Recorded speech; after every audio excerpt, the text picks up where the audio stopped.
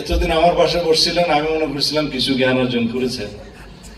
তো আমি যে নির্বাচন দেওয়ার এখতিয়ার নাকি সরকার নাই, কে যেন লিখে দিল। তো নির্বাচন দেওয়ার এখতিয়ার কার আছে? নির্বাচন দেওয়ার এখতিয়ার কি কোন একটি রাজনৈতিক দলের আছে? যে কোন আইনে নির্বাচন হবে, এখন আইন কোনটাতে নির্বাচন হবে সেটা তো জানা উচিত। আর কেউ বলছে এই সরকারের এই সংবিধানে নাকি কি পদ্ধতিতে নির্বাচন হবে সেটা বলা নাই। জামাত ইসলামের একজন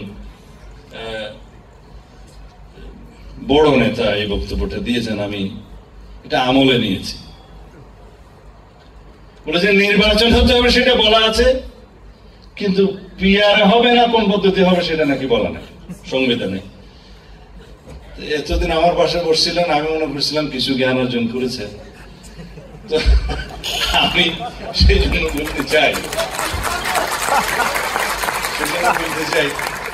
আপনারা কনস্টিটিউশন খুলে দেখেন আর্টিকেল 65 সাব ক্লজ 2, এখানে লেখা আছে একক আঞ্চলিক নির্বাচনী এলাকা হইতে প্রত্যক্ষ নির্বাচনের মাধ্যমে আইন অনুযায়ী নির্বাচিত 310 সংসদ সদস্য লইয়া সংসদ গঠিত হইবে, জাতীয় সংসদ।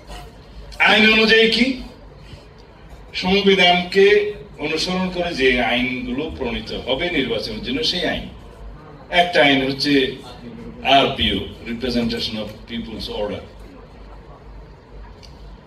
এখন আরপিও অনুযায়ী আইন নির্বাচন হবে। যারা জিজ্ঞেস করছে তাদের উদ্দেশ্যে বলতে চাই, আরপিও কিসের উপর ভিত্তিতে হয়েছে? সংবিধানের উপর ভিত্তিতে হয়েছে। সরাসরি নির্বাচন কিভাবে হবে বলা আছে আর্টিকেল 65 সাবসেকশন 2 তে, যে প্রত্যেকটি আঞ্চলিক নির্বাচনী এলাকার জন্য প্রত্যক্ষ ভোটের মাধ্যমে যা 300 সংসদ সদস্য নিয়ে গঠিত হইবে।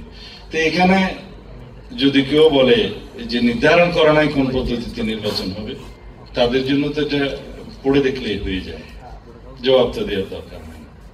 এখন যদি ওনারা প্রত্যক্ষ ভোটের মানেই মনে করে যে মার্কাতে ভোট দিতে হবে এটাই প্রত্যক্ষ, তার বিশ্লেষণ হচ্ছে যে আরপিও যেটা হয়েছে এটা based on the constitutional provision.